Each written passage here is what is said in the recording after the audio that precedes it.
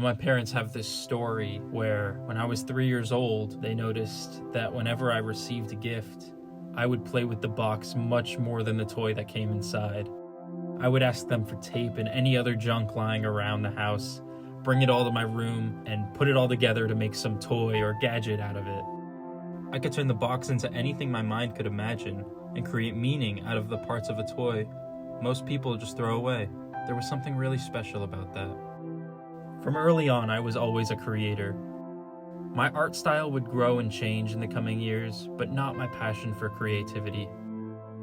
I started drawing characters and giving them stories, building out the worlds they lived in. One of my earliest characters was a Roman knight that lived in a time where all of human history happened at once.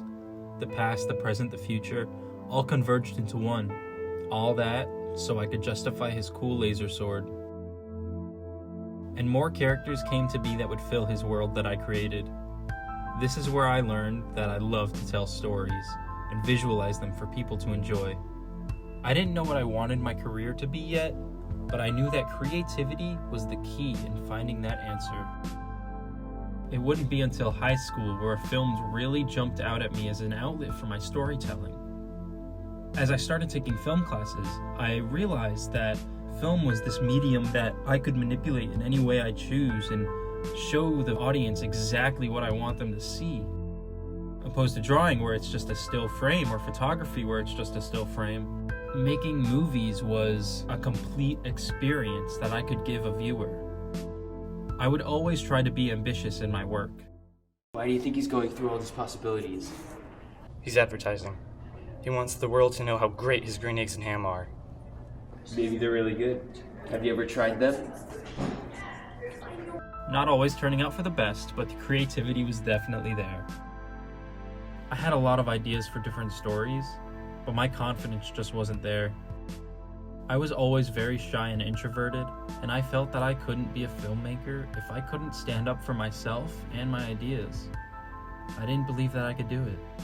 So I left film behind me, and I decided to go to college for graphic design based off my love of drawing.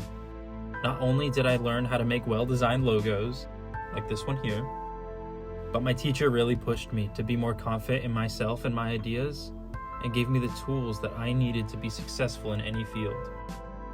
I really enjoyed graphic design, and I was pretty good at it, but there was something about it that I just felt was off.